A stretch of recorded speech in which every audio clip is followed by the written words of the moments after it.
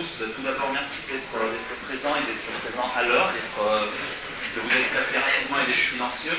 Donc, moi, mon intervention sera très brève. Nous sommes très, très contents aujourd'hui d'accueillir à destination de vous qui êtes un public scientifique, que ce soit en seconde via l'enseignement d'exploration MPS ou les premières S ou quelques élèves qui sont sur le volet prépa à la MPSI.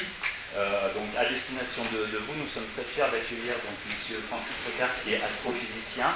Il va se présenter lui-même et Madame Lolès qui, dans le cadre de l'Université de tous les savoirs, association qu'elle va également présenter brièvement, d'accueillir ces deux personnes qui vont vous faire profiter du savoir scientifique, objet bien sûr des deux enseignements dont je viens de parler.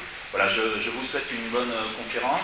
Je pense que ça a été conçu d'une façon très, très ludique, avec beaucoup d'animation. J'espère que vous allez vous régaler. Je vous demande naturellement d'être le plus silencieux et assidu possible, mais ça je sais que vous le serez compte tenu du fait que vous allez vraisemblablement être passionné. Voilà. Merci. Merci madame, merci monsieur. Bonjour. Juste quelques mots pour vous peut-être répondre à une question que vous vous posez. Qu'est-ce que c'est que l'Université de tous les savoirs qui s'invite chez vous comme ça et qui vous propose des conférences? Alors n'ayez crainte, il n'y aura pas de devoir à la sortie. L'Université de tous les savoirs a été créée pour le passage à l'an 2000 et organiser une grande encyclopédie vivante. On vous a demandé d'organiser une grande encyclopédie vivante sur tous les savoirs contemporains avec l'état le plus actuel de la recherche, qu'elle soit du domaine scientifique, du domaine des sciences humaines, du domaine politique, etc. Donc l'année 2000, on a organisé 366 conférences. Tous les jours, le 14 juillet, le 15 août, le 1er mai, il n'y a jamais eu relâche. Et depuis, on continue avec des grands cycles de conférences qui vont de la découverte du génome à des quantités de questions, que ce soit sur la culture, l'observation de l'univers aussi, etc. Et puis, depuis 2006, les chercheurs et les intellectuels ont souhaité aussi aller à votre rencontre, parce que même si les grandes conférences sont ouvertes au grand public, ont du succès, malheureusement, il y a des grands absents, ce sont vous les jeunes. Alors, depuis 2006, des professeurs comme M. Francis Rocard viennent dans les lycées proposer, et vous proposez aussi l'état actuel de leur recherche. Vous pouvez trouver toutes ces conférences, celles qui sont données dans les lycées, comme celles qui sont données pour le grand public. Il doit y avoir à peu près 1000 conférences, donc si vous avez une insatiable curiosité, que ce soit dans tous les domaines, vous allez sur le site utls.fr, www.utls.fr, et vous avez une énorme encyclopédie qui répondra à des quantités de questions que vous pouvez vous poser. Voilà. Alors, je vais vous présenter en quelques mots Francis Rocard, et après, je lui laisserai la parole. Donc, Francis Rocard est astrophysicien. Il travaille au CNES, au Centre national d'études spatiales. Il est docteur en sciences en astrophysique. Il a fait ses diplômes à l'université Paris-Sud. Il a débuté sa carrière comme astrophysicien au CNRS et a participé à plusieurs expériences, et notamment la mission Vega de survol de la comète de Halley en 1986. Vous pourrez lui poser des questions sur tout ça parce que c'est tout à fait passionnant. En 1989, il entre au Centre national d'études spatiales où il est responsable des programmes d'exploration du système solaire.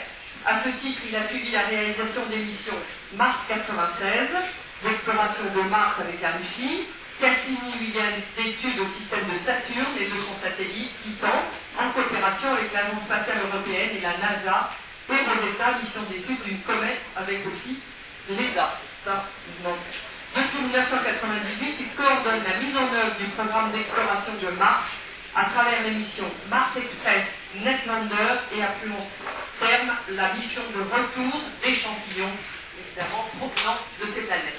Voilà, je lui laisse la parole pour à peu près une petite heure, après quoi c'est vous qui aurez la parole et qui pourrez lui poser des questions, donc et à ce moment-là, elles seront aussi nombreuses. N'hésitez pas.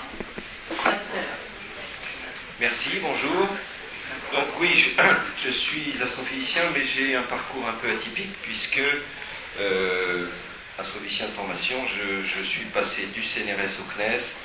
Donc le CNRS, c'est là où il y a les astrophysiciens, et au CNES, Centre national d'études spatiales, c'est là où on fabrique des fusées et des satellites. mais je m'occupe des programmes d'exploration du système solaire. Donc on pourra en reparler après si vous vous intéressez un peu aux carrières scientifiques, ingénieurs, astrophysiciens et autres. Mais mon cas est un peu atypique, donc je ne suis pas l'exemple tout à fait le plus classique et le plus fréquent en tous les cas. Alors, on va passer une petite heure ensemble sur cette conférence et j'ai pensé vous parler de deux planètes en particulier à travers leur exploration. On va consacrer à peu près une demi-heure sur Mars et ensuite je chanterai sur Saturne, un petit peu à l'endroit où je serai arrivé.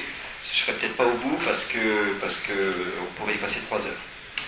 Alors là, vous avez une vue de Mars animée. Ça, c'est... D'accord, là, en l'occurrence, on va entendre entier. Ça, je l'utiliserai tout à l'heure. Donc, vous avez une image de Mars qui a été prise par Hubble. C'est un petit peu l'image qu'avaient les astrophysiciens du début du siècle dernier. Vous voyez les taches sombres, vous voyez les taches claires. On pensait que c'était des reliefs. En fait, il n'en est rien. Les reliefs, vous ne les voyez pas sur cette image. Et il y a eu beaucoup de publications, de livres écrits qui s'avèrent faux. On pensait que c'était du lichen. On pensait déjà qu'il y avait des petits martiens. Et pourquoi on le pensait? Parce que vous voyez en haut une calotte polaire. La calotte polaire, c'est de la glace. Si c'est de la glace, c'est de l'eau. Et si c'est de l'eau, il y a de la vie. Alors en fait, c'est un peu vrai, un peu faux. La glace, c'est pas forcément de l'eau. Et pour avoir de la vie, il faut certainement de l'eau liquide. Mais c'est certainement une condition nécessaire. La question qu'on se pose aujourd'hui, c'est est-ce que c'est une condition suffisante? C'est-à-dire, est-ce qu'il y a de la vie sur Mars? Eh bien, c'est pour ça qu'on l'explore. Donc, je n'ai pas la réponse. Je pense que si on le savait, vous le sauriez également. Alors, une comparaison Mars et la Terre, mis côte à côte. Mars est plus petit, nettement plus petit, 2 fois plus petit. La seule équation que je vais mettre sur la table, c'est 2 puissance 3 égale 8. Mais on va dire que ça fait presque 10. En fait, le volume de Mars est à peu près un dixième du volume de la Terre. Et donc, Mars est une planète qui a un tout petit volume. Une deuxième équation, ces corps se forment avec des éléments radioactifs. Tout ça s'est formé il y a 4,6 milliards d'années. On a aujourd'hui des précisions incroyables sur l'âge du système solaire. Il y avait des éléments radioactifs de longue période, je vous passe les détails. Donc, un corps planétaire est chaud au départ. Ça veut dire qu'il se différencie, il y a beaucoup d'activité volcanique au début, et puis ensuite il a tendance à se refroidir. Donc l'énergie interne, c'est le volume, c'est 4 tiers de pierre 3, et le refroidissement, c'est la surface. La surface d'une sphère, c'est 4 pierre 2. Si vous faites le rapport, vous apercevez que plus un corps planétaire est petit, plus il va se refroidir vite. Mars étant bien plus petit que la Terre, Mars s'est refroidi. Aujourd'hui, Mars est un désert glacé, une température moyenne de moins 50 degrés, ce qui ne veut pas dire grand-chose, puisqu'il fait à peu près 0 degré le jour à midi à l'équateur, donc le point le plus chaud, et il fait la nuit moins 80, moins 100 degrés, et vers les pôles à peu près pareil, moins 80, moins 100 degrés. Donc une planète qui s'est refroidie, mais qui néanmoins a probablement connu une période qu'on appelle chaude et humide, et d'ailleurs, depuis qu'on se pose la question, on a la réponse, et je vais vous la présenter. Ça, c'est le portrait de Mars, pris par un satellite en orbite. En fait, c'est une image mosaïque, on voit les traces en bas. Et là, vous avez réellement un relief. Donc, au premier plan, Valles Marineris. Pourquoi Marineris? Parce que c'est un satellite américain, Mariner 9, qui l'a découvert en 72. Donc, une gigantesque vallée qui résulte d'un bombement tectonique, c'est-à-dire un afflux de magma sur Mars, à peu près dans cette région ici. Toute cette région-là, et 5000 km de diamètre, qui s'est fortement cratérisé, ça a craqué de partout. Ici, c'est un vrai labyrinthe, et cette vallée est probablement le résultat d'une rupture de la croûte. Donc, c'est le Grand Canyon du Colorado, puissance 10. Vous avez à gauche 3 volcans. Il y a très peu de volcans sur Mars, mais ils sont gigantesques. Ils font à peu près 27-30 km d'altitude, et vous verrez le plus grand volcan de l'univers bientôt sur les diapositives suivantes.